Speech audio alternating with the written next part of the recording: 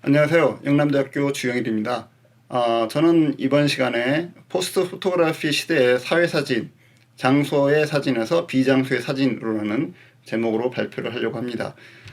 제가 하고자 하는 발표의 개요를 간단히 말씀드리자면, 저는 이제 사회적인 메시지를 전달하는 다큐멘터리 사진을 사회사진이라고 이제 명명하고요. 그런 사회사진이 20세기 초부터 현재 포스트 포토그래피 시대라고 불리는 이 현대까지 어떤 식으로 변해왔는지에서 공간과 장소라는 개념을 중심으로 말씀드리려고 합니다. 그래서 제가 보기에 이 사회사진은 초기에 정치적 공간의 사진에서, 그리고 20세기 중후반의 장소의 사진, 그리고 현재 비장소의 사진으로 변하고 있다고 생각을 합니다. 그것이 어떻게 변하고 있는지에서 말씀드리도록 하겠습니다. 먼저 공간과 장소 개념을 간단히 설명을 드릴 텐데요. 이 공간과 장소라는 개념은 1970년대 현상학적 지리학 분야에서부터 본격적으로 구분되기 시작했는데요.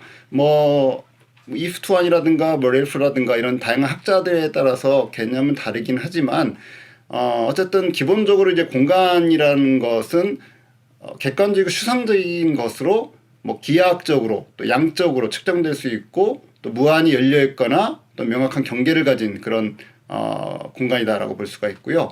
반면에 장소 같은 경우에는 개인의 주관적 경험과 지식을 통해 어떤 부여된 가치를 가진 곳이라고 볼 수가 있습니다. 그래서 그 이후에 물론 1970년대, 80년대 이후에 앙리 르페브르라든가 또 데이비드 하비라든가 이런 학자들에 의해서 이 개념이 좀 더 발전하면서 좀 더 정치적인 의미를 가진 것으로 이제 해석되기 시작하지요.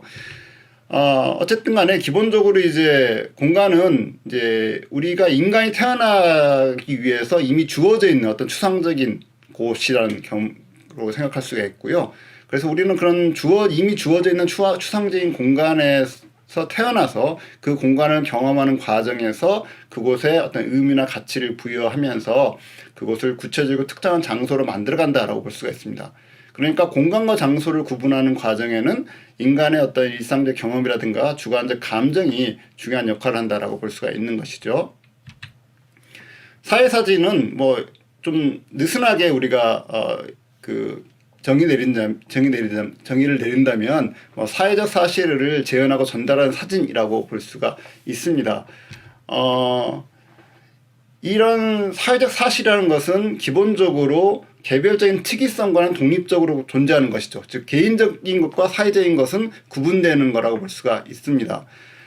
그래서 사회적 사실은 개인적인 것이 아니고 사회적인 것이고 집단적인 것이기 때문에 개별적인 특이성과는 구분되는 어떤 집단적인 일반성을 가지고 있는 것인데, 문제는 뭐냐면 사회사진이라는 것은 이런 사회적 사실을 재현을 해야 되는데, 사진이라는 것 자체는 항상 어떤 식으로든 간에 개별적인 특이성을 기록할 수밖에 없는 것이죠. 그러니까 구체적인 대상만을 사진을 재현할 수 있기 때문이라는 것이죠. 그렇다면 이처럼 개별적인 특이성을 기록할 수밖에 없는 사진이 어떻게 집단적 일반성을 가지고 있는 사회적 사실을 재현할 수 있는가라는 이제 질문이 제기된다라고 볼 수가 있습니다. 그래서 초기에 이 사회사진, 사회적 다큐멘터리 사진들은 기본적으로 이런 개별적인 특이성을 집단적 일반성으로 전환함으로써 이제 사회적 사실을 재현했다라고 볼 수가 있습니다. 예를 들어서 1920년대 독일 바이마르 공화국에서 아우구스트 잔드가 촬영했던 그런 초상 사진들을 보게 되면 그 사진의 인물들은 어떤 개별적 특이성을 가진 개인이 아니라 그 개인이 속한 직업 집단이라든가 계급을 재현하고 있는 걸 우리가 알 수가 있습니다. 즉 사진의 인물은 개별적 특이성을 온전히 갖고 있지만 그 특이성이라는 것은 자신이 속한 집단의 일반성에 종속되는 방식으로 이제 사진을 통해서 재현된다는 것이죠.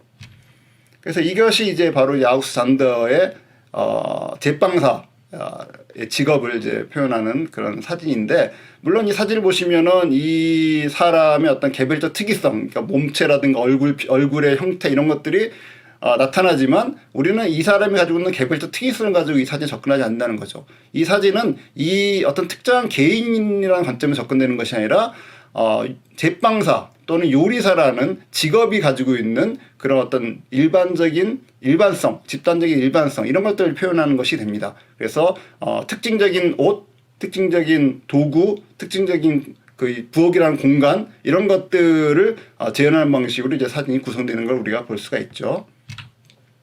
마찬가지로 1936년에 도로시아 레잉이 촬영했던 그 유명한 그 떠도는 농촌 노동자 어머니 사진 같은 경우에도 원래 이 그 촬영한 여성 같은 경우에 원래 이름이 플로렌스 오웬스 톰슨이라고 합니다. 그래서 실제로 구체적으로 존재하는 개인이지만 이 사진을 보면 이 사진은 플로렌스 오웬스 톰슨이라는 그 개인을 재현하는 사진이 아니라 일자를 찾아서 1930년대 대공황으로 고통받으면서 살고 있는 그런 떠도는 가난한 농촌 노동자 일반을 재현한다는 것이죠.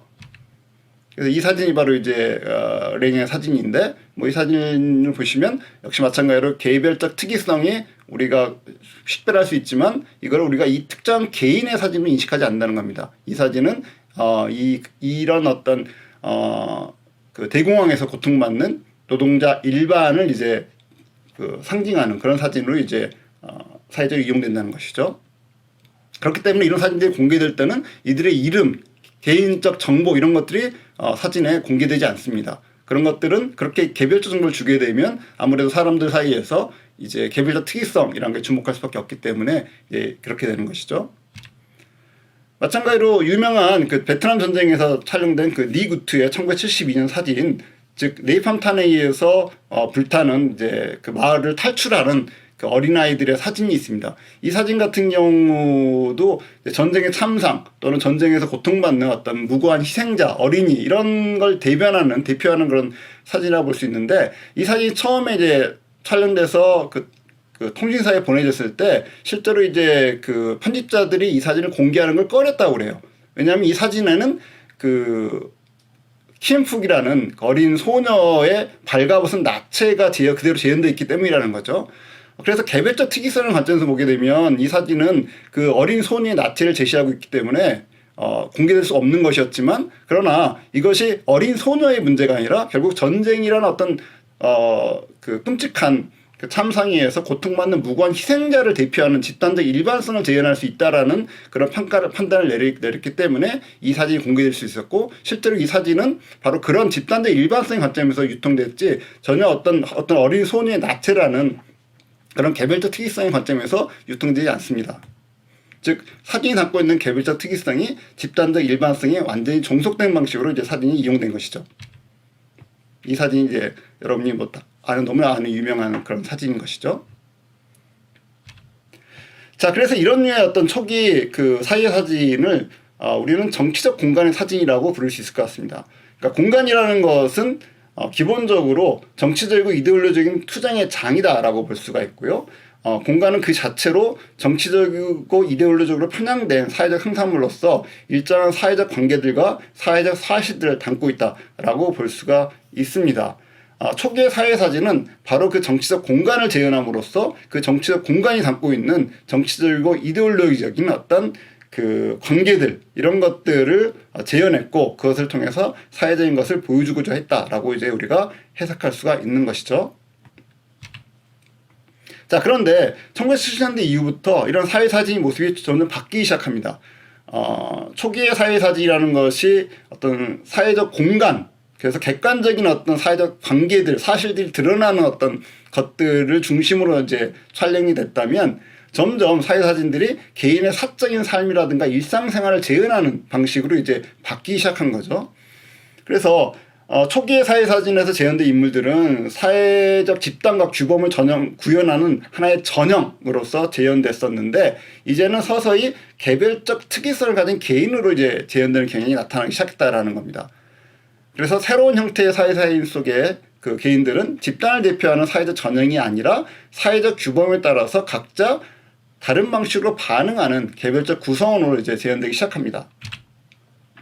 뭐 대표적인 사례를 보면 크리스찬 볼탄스키의 작품 같은 경우 가족사진 아카이브를 이용해서 작업을 했는데 이 가족사진이라는 앨범이라는 것 자체가 기본적으로 굉장히 개인적이고 사적인 사진들인데 이것들을 공적인 공간에서 사회적 관계를 보여주기 위해서 이용했다라는 거죠. 하지만 그럼에도 불구하고 여전히 그 사진 자체가 기본적으로 개인들의 가족사진이기 때문에 개별적 특이성이라는 것이 집단적 일반성을 위해서 완전히 배제되거나 제거되지 않은 채 온전히 모습을 드러내는 것이죠. 뭐 대표적으로 1939년과 1964년 사이에 D가족의 사진 앨범이라든가 쌍수시 같은 작품들이 이제 대표적인데 이런 것들이죠. 보면은 이제 그 독일군 나치 장교의 굉장히 사적인 사진들, 개인적인 일상들을 기록한 가족 앨범 사진을 그대로 가져와서 전시함으로써 개인의 어떤 사적인 삶과 그다음에 공적인 영역에서의 어떤 사회적 관계 간에 어떤 관계가 있는지 이런 것들을 이제 보여주는 방식으로 사진 작업이 이루어집니다. 도니간 카밍 같은 경우도 1986년에 다큐멘터리 사진이라는 현실과 의도라는 작품을 발표하는데 이 사진들은 개인들이 자신의 집안에서 어떤 자연스러운 포즈를 취하는 방식으로 이제 촬영이 되어 있는데 이들은 모두 사회적으로 소외된 불우한 계층의 사람들이었어요. 하지만 이들이 하나의 사회적 전형 또는 사회적 유형으로 환원되지 않고 자신의 사적 공간에서 개별적 특이성을 그대로 드러내는 방식으로 재현된 것이죠. 마찬가지로 그 작업을 계속 이어받은 1991년에 더 스테이지, 무대라는 작업도 마찬가지의 어떤 작업의 연상선상에 있다라고 이제 볼 수가 있습니다. 그래서 이런 어떤 작업들, 그래서 사람들이 자신의 집안에서 편하게 포즈를 취하거나 또는 뭐 일상생활을 하는 이런 모습들을 이제 작업하는 사진들을 볼 수가 있습니다. 네인 골딘의 성적 종속의 발라드 작품은 개별적 특이성을 집중적으로 재현하면서도 완전히 사회적인 것으로부터는 멀어지지 않는 그런 사회사진의 새로운 경향을 가장 잘 보여주는 사례라고 볼 수가 있는데요.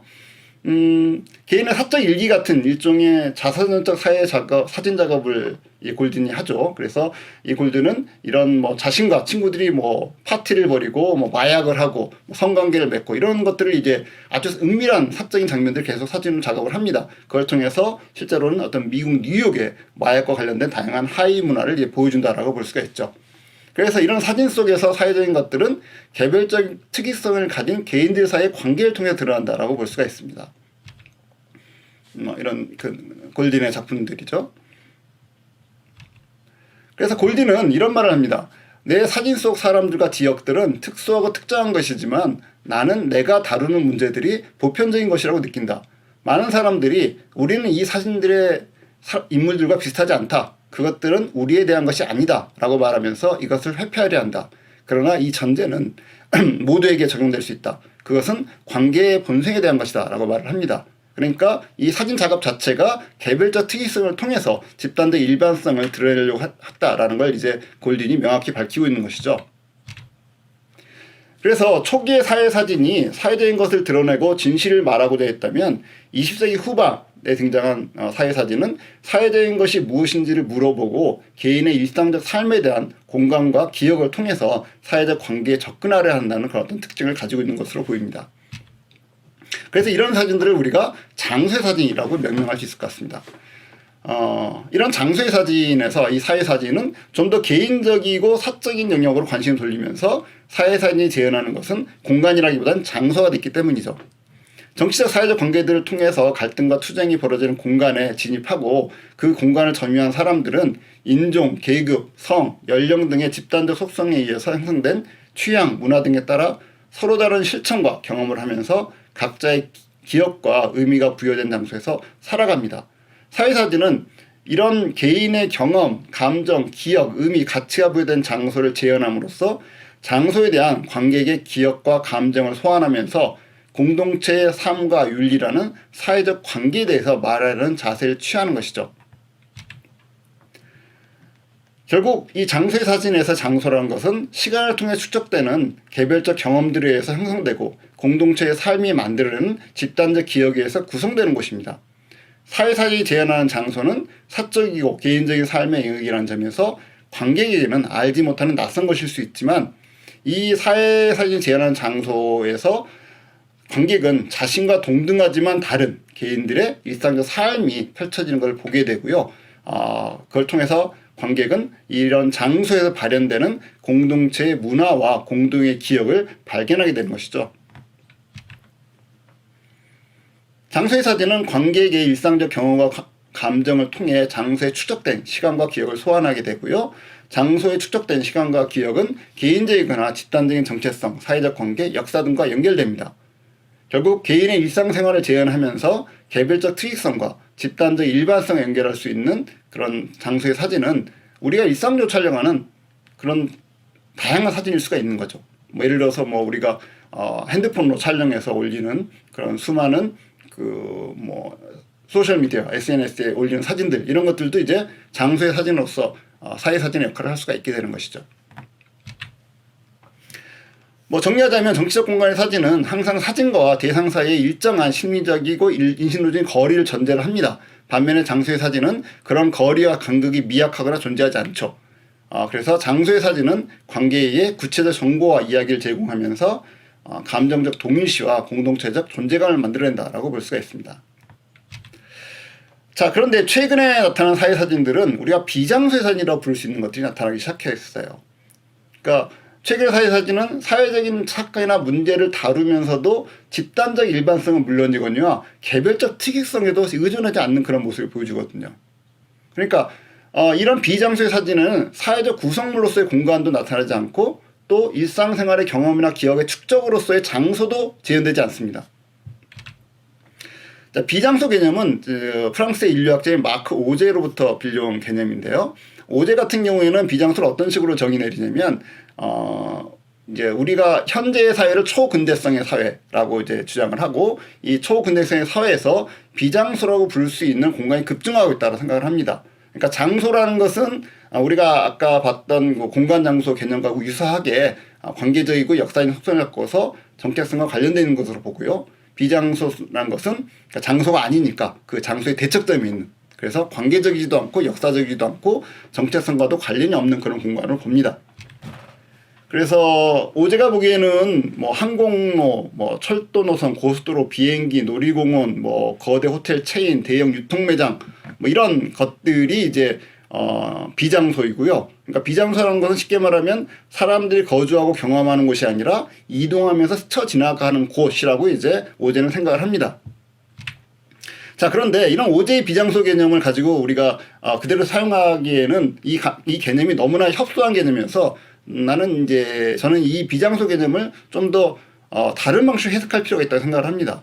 그래서 오제의 이 비장소 개념을 이런 초근대성의 특징적인 현상으로 한정하지 않고 의미를 좀 더 확장시켜 이해한다면은 이것이 현대의 사회사진이 갖고 있는 특성을 압축적으로 보여주는 개념으로 사용할 수 있다라는 것이죠. 그래서 오제가 가지고 있는 비장소라는 개념의 특징은 이게 공간의 문제라는 겁니다. 주로 공간의 문제라는 관점에서 접근하고 있는데, 근데 이제 장소라는 건 사실 공간의 문제라기보다는 시간의 문제, 또 경험의 문제, 기억의 문제하고 연결되어 있다는 것이죠. 그렇다면 비장소라는 것도 시간이나 경험, 기억과의 관계 안에서 접근될 필요가 있을 것 같고요. 그런데 이런 시간, 경험, 기억이라는 것은 기본적으로 사건과 연결되어 있습니다. 그런데 이런 사건이 일어나는 곳이 바로 장소이죠. 그래서 영어나 프랑스어 모두 마찬가지인데, take place, 또 avoir lieu, 가 이제 뭐 글자들 해석하면 장소를 취한다, 장소를 갖는다 이런 뜻인데, 이게 이제 관용적인 표현으로 사건이 일어난다, 일이 일어난다 이런 뜻이잖아요. 그러니까 결국은 장소라는 건 결국 사건이라는 거죠. 그러니까 장소가 없다는 것은 사건도 일어나지 않는다는 의미가 됩니다. 실제로 프랑스어에서 장소가 아닌 것, 즉 비장소가 농리라는데, 이 농리라는 단어가 실제로 존재하는 일반 언어입니다. 그래서 이런 그 보통 명사수로 농류라는 단어의 뜻은 사건의 불발 또는 기각을 의미하는 단어예요. 그러니까 비장소라는 뜻이 아니라요. 그러니까 농이라는 건 없다. 그거 리유는 장소라는 뜻인데, 이 농류가 하나의 단어로 이제 쓰일 때는 프랑스에서는 이게 사건의 불발 또는 기각이라는 의미로 사용된다는 거죠. 그러니까 이런 비장소라는 단어는 단순히 특정한 유형의 공간으로 이해되기보다는 사건이 일어나지 않기 때문에 경험과 기억도 발생하지 않는 공간으로 이해되는 것이 더 유용하다라고 생각을 합니다. 자, 그래서 이제 비장소의 사진이라고 우리가 이름 붙일 수 있는 사진들이 등장하게 되는데요. 이런 비장소의 사진은 사건이 일어나지 않는 공간을 재현하는 사진이라고 할 수가 있고요. 기본적으로 이제 사회적인 것을 드러내고자 하는 사진은 사건을 재현해야 돼요. 그래서 사회사진은 일반적으로 집단적 일반성을 통해서 명시적으로 재현하든 또는 개별적 특이성을 통해서 우회적으로 재현하든 사건을 재현함으로써 사회적인 것을 보여주는 그런 특성을 가지고 있죠. 근데 문제는 뭐냐면 관객의 경험과 기억을 소환하지 않거나 또는 소환할 수 없는 비장소의 사진이 사회사진의 역할을 자처할 때 발생합니다. 그러니까 비장소의 사진이 사회사진의 역할, 즉 사회적인 메시지를 전달하는 어떤 목적이 아니라 그냥 단순하게 그냥 어떤 개인적이고 주관적인 어떤 느낌이나 이런 걸 표현하는 사진이라면 그게 큰 문제가 되지 않는데, 이게 사회적 메시지를 전달하겠다라고 했을 경우에는 뭔가 둘 사이에 모순적인 관계가 발생한다는 거죠. 왜냐하면 비장소의 사진은 사건의 불발과 장소의 부재를 형성하는데, 이처럼 일어나지 않는 사건, 존재하지 않는 장소를 재현하는 사진은 이해할 수 없는 사진이 됩니다. 그러니까 사건이 일어나지 않기 때문에 경험과 기억도 발생하지 않는 공간이 바로 비장소인데, 이런 비장소는 사회적 관계라든가 사회적인 것을 지시하는 어떤 단서도 갖고 있지 않은 것이죠. 그러니까 이런 비장소의 사진이 사회사진으로 이용될 때 관객의 입장에서 본다면 이런 비장소가 도대체 뭘 이야기하고 있는지, 이 비장소의 사진이 이야기하고 있는 것이 뭔지를 알 수 없는 그런 이제 상황에 도달하게 되는 것이죠. 그래서 비장소의 사진은 어떤 경험과 기억을 통해서도 매개되지 않는 구체적이고 특수한 형상만을 보여주기 때문에 사건의 장소라는 의미 있는 상징으로 전환되지 않습니다. 비장소의 사진은 어떤 공간의 시간적 단면만을 재현할 뿐이지 관계적 의미를 발견할 수 있는 단서는 아무것도 없는 텅 빈 기표로 가득 찬 사진이라고 볼 수가 있어요. 그렇다면 이런 비장소의 사진이 사회적인 것을 드러내는 사회사진 역할을 하는 것을 어떻게 이해할 수 있느냐 하는 것이 이 문제가 되는 것이죠. 이와 관련해서 이제 제가 어떤 사진들을 좀 분석하려고 하는데요. 여기서 이제 다루는 사진은 지난 5월 28일부터 6월 28일까지 진행됐던 4.16 세월호 참사 6주기 추념전 일부, 왜 모르고 왜 기억이 안 나는지에 출품된 사진들의 일부입니다. 여기서 우리가 4장의 사진을 가지고 이야기를 해보려고 합니다. 자, 그 전시에 이제 전시됐던 사진 중에 하나인데, 현다의 오키나와 가고시마라는 제목의 사진입니다. 또 하나는 박금비의 12겹의 대화라는 그 연작의 하나고요. 황해지의 안녕이라는 제목의 사진입니다. 그리고 박기덕의 색강 생태공원이라는 제목의 사진이죠. 자, 이 사진들을 보시면 아시겠지만 이 사진들은 기본적으로 세월호 참사 6주기 추념전에 제출된 사진들입니다. 그리고 그걸 위해서 일부러 촬영된 사진이에요. 그러니까 예전에 있던 사진을 그냥 가져온 게 아니라 추념전을 위해서 작가들이 작업을 해가지고 제출한 사진입니다. 그렇다면 이 사진은 기본적으로 세월호 참사라는 사건이 간직하고 드러내는 사회적 관계들과 사회적인 것을 재현하고자 하는 목적을 가진 사회사진이라는 거예요. 자, 그런데 지금까지 우리가 굉장히 많은 사회로 관련 사진들을 봤는데, 이런 사진들은 대개는 정치적 공간의 사진이거나 장소의 사진이었습니다. 무슨 얘기냐면 세월호 참사와 관련된 인물들과 사물들을 때로는 집단적 일반성 형태로, 때로는 개별적 특이성 형태로 재현하면서 세월호 참사라는 사건을 직접적이거나 간접적으로 기록하거나 증언했죠. 그래서 우리가 그런 사진을 보면서 때로는 울기도 하고 때로는 분노하기도 하고 하면서 이런 사진을 볼 수가 있었어요. 즉 세월호 참사를 발생시킨 사회적 관계들을 폭로하기도 하고 참사를 기억하게 하는 공동체 윤리를 표현하기도 했던 것이죠. 자, 그런데 우리가 방금 앞에서 그 4장의 사진을 보면 어떤 감정이 드십니까? 사진의 의미가 이해가 되시나요? 이런 6주기 추념전에 제출된 사진들은 그 전에 우리가 봤던 수많은 세월호 참사 관련된 비공개의 사진이라든가 장소의 사진과 달리 굉장히 이해하기 어려운 사진입니다. 어떤 감동도 느낄 수가 없는 그런 사진들이죠. 기억도 느낄 수가 없고요. 그리고 공간을 우리가 파악할 수도 없습니다. 그래서 이런 비장소의 사진은 사건을 재현하지도 않고, 비장소의 사진 앞에 선 관객은 기억의 의미망을 통해서 사건을 상징할 수 있는 상징할 수 없는 상황에 직면했기 때문에 굉장히 당혹감을 느끼게 되죠. 이런 비장소의 사진은 기일을 잃은 텅 빈 기표만 있습니다. 비장소의 사진은 관객이 기억을 통해서 시간을 구애할 수 없는 공간적 단면만을 재현하기 때문이죠. 그래서 이런 비장소의 사진은 관객에게 인지적 공허함과 정서적 당혹감을 불러일으키게 돼요.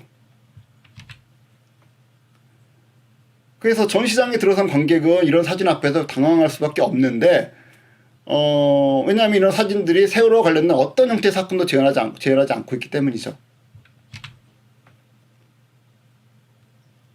자, 기본적으로 정치적 공간의 사진이라는 것은 은폐된 사회적 관계와 진실을 폭로하는 명시적인 그런 어떤 대상을 기록합니다. 그래서 사진가는 대상을 거리를 두고 바라보고 관찰하면서 대상이 가진 집단적 일반성을 포착해서 어떤 사회적인 것을 증언하고 전달하는 역할을 하게 되죠. 반면에 장소의 사진 같은 경우에는 개별적 특이성을 가진 대상을 재현하면서 대상의 특이성이 사회적인 것과 어떻게 연결되어 있는지를 보여줍니다. 그래서 사진가는 객관적 관찰자가 아니라 타인들과 함께 살아가는 공동체의 생활자가 되는 것이죠. 그래서 일상생활의 주관성을 드러내면서 모두가 알 수 있고 공유할 수 있는 사회적인 것을 재현해요. 그런데 비장소의 사진은 오직 텅 빈 기표만을 보여줌으로써 관객을 사회적인 것에 대한 식별과 이해로 이끌지를 않습니다. 그래서 이런 사진 앞에서 관객이 할 수 있는 유일한 행위는 질문을 던지는 것밖에 없어요. 이 찻잔이 도대체 뭐지? 이 건물은 뭐야? 이 도대체 나무는 뭔가? 이런 식의 질문 외에는 할 수 있는 게 없다라는 거죠. 그래서 기존의 사회사진에서 재현된 대상을 식별하고 이해하는 작업은 집단적 기억과 공동체의 경험이라는 이미 존재하는 의미망의 소환과 재구성 작업을 통해서 이루어진다는 거죠. 그런데 이런 비장소의 사진 앞에서는 그런 작업이 이루어질 수가 없습니다. 왜냐하면 이 비장소의 사진은 그런 집단적 기억이나 공동체의 경험이 아니라 개인의 특수한 기억만을 담고 있는데 이 개인의 특수한 기억도 우선적으로는 사진가 개인의 특수한 기억이에요. 그래서 추념되는 사진과 관련된 대상은 사진가 개인의 어떤 기억과 경험을 통해서 자신이 주관적으로 선택한 것이라는 거죠. 그러니까 비장소의 사진에서 만약에 사건이 일어난다면 그 사건은 사진가의 머릿속에서만 그리고 그의 개인적인 감정 안에서만 일어난다고 볼 수가 있습니다. 그러니까 관객 입장에서는 사진을 보는 것만으로는 절대로 사진 안에서 어떤 사건을 발견할 수도 없고 사건과 관련된 어떤 경험과 기억도 공유할 수가 없게 돼요. 그래서 관객이 사진 앞에서 어떤 질문을 할 수밖에 없는데 도대체 이 찻잔이 도대체 뭐지? 도대체 이 건물이 도대체 뭐야? 라고 질문했을 때 거기에 대한 답은 사진에 대한 작가의 설명에서만 얻을 수밖에 없습니다. 그래서 작가는 자신의 머릿속에서 일어난 사건을 우선 설명을 해야 돼요. 그리고 그런 작가의 설명에 의해서 관객의 그 사진을 이해하는 방식으로 이제 이 비장소의 사진과 관객과의 상호작용이 일어난다라고 볼 수가 있습니다. 그래서 이런 작업을 우리가 이제 그 베르그손의 순수기억이라는 개념과 연결지어서 우리가 이해해 볼 수가 있는데요. 그러니까 베르그손 같은 경우가 이제 순수기억이라는 개념을 이제 들고 나오면서 했던 것이 일단 순수기억이라는 것은 절대적이고 특수하고 개별적인 속성을 가진 기억으로서 대상에 대한 지각을 가능하게 만드는 관념이나 의도라고 볼 수가 있습니다. 이런 순수기억은 지각될 수 있는 기억이 아니라 잠재적인 기억이고 일련의 과정을 거쳐서 현재 지각 안에서 구체화되고 현실화됨으로써 지각을 통한 알을 가능하게 만드는 그런 어떤 그 도시락으로도 할 수가 있는데요. 자, 그러면 베르그손은 기억한다는 게 어떤 방식으로 이루어지냐라고 했을 때 베르그손은 두 가지 작업에 의해서 기억이라는 것이 이루어진다라고 생각을 합니다. 그래서 하나는 평행이동, 또 하나는 자기회전의 방식인데 평행이동이라는 방식은 과거의 기억들이 과거 기억의 총체가 완전히 수축돼가지고 드러나는 과정, 그리고 자기회전이라는 것은 이 수축됐던 그 기억이 넓게 확장됨으로써 각각의 개별적인 기억들을 식별할 수 있게 되는 과정, 이렇게 두 가지 과정이라고 생각을 합니다. 그래서 기억이라는 건 결국 수축과 확장이라는 두 가지 작업을 통해서 이루어지게 되는데 이처럼 기억이라는 것이 수축과 확장이라는 두 가지 작업을 통해 이루어진다는 점에서 의식이라는 것도 이와 같은 기억 전체의 수축과 확장을 통해 존재하기 때문에 베르그손이 보기에 의식이라는 것은 현재에서 과거로 향하는 것이 아니라 과거에서 현재로 향하는 것이다 라고 생각을 하게 되죠. 그래서 현재를 지각하는 순간에 현재에 대한 기억이 만들어집니다. 그런데 순수기억은 정의상 과거가 된 현재의 기억이죠. 그러니까 내가 현재 이 순간 지각한 순간 기억인데 그 현재는 그 지각하고 기억하는 그 순간 이미 과거가 돼버리잖아요. 그래서 잠재적인 상태에 머물고 있는 순수기억을 현실화한다는 것은 기억이 만들어지던 당시의 현재에 대한 이미지를 그대로 현실화한 것이다 라고 볼 수가 있는데요. 문제는 이처럼 순수기억을 있는 그대로 불러오는 것은 사실은 무의미한 거라는 거죠. 그래서 중요한 것은 이 현실화, 순수기억의 현실화라는 것은 순수기억이 있던 그 당시의 이미지가 그대로 반복되는 것이 아니라 과거가 자신과 동시대인 현재가 아닌 다른 현재의 관계 속에서 구현되는 것으로 이해돼야 한다는 것이죠. 그래서 이런 추년변에 공개된 비장소 사진들을 보게 되면 실제로 세월호 참사와 동시대의 기억을 현실화하지 않아요. 작가들은 참사 후 6년이 지난 현재와 관련된 기억을 현실화하는 거죠. 그리고 이 기억은 작가의 개별적이고 특수한 기억이기 때문에 이 기억의 현실화를 구현하는 사진은 관객에게는 비장소의 사진으로 지각된다라고 볼 수가 있습니다. 그래서 세월호에 대한 관객의 기억은 결국 세월호 참사와 관련된 긴 이야기의 각 단계를 구성되는 연속된 현재의 기억들로 구성되어 있는데 이런 그 기억들, 이런 어떤 그 비장소의 사진은 관객에게 새로운 현재와 만날 것을 요구함으로써 관객의 기억을 다시 새로운 방식으로 구성하는 그런 역할을 한다라고 볼 수가 있다는 것이죠.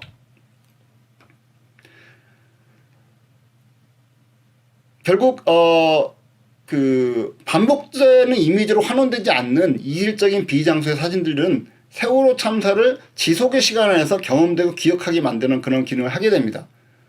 즉 과거 사건에 대한 집단적 기억을 동일한 의미로 단순히 반복하는 것이 아니라 새로운 의미로 구성되게 하는 작업을 한다는 거죠. 그러니까 정치적 공간의 사진, 장소의 사진 같은 경우에는 어떻게 보면 동일한 이미지의 반복이라고 볼 수 있지만 비장소의 사진은 그것이 과거의 어떤 공간이나 장소와는 별개의 어떤 사건이라는 새로운 그 비장소라는 점에서 새로운 의미를 구성해 만드는 기능을 한다라고 볼 수가 있다는 것입니다.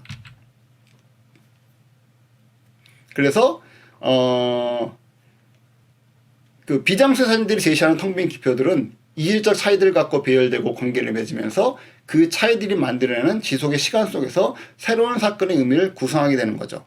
그래서 이를 통해서 비장소의 사진은 사회사진 임무를 완수한다라고 볼 수가 있습니다. 자, 뭐 시간 관계상 굉장히 좀 급하게 설명을 드렸습니다. 이상으로 저희 발표를 마치도록 하겠습니다. 고맙습니다.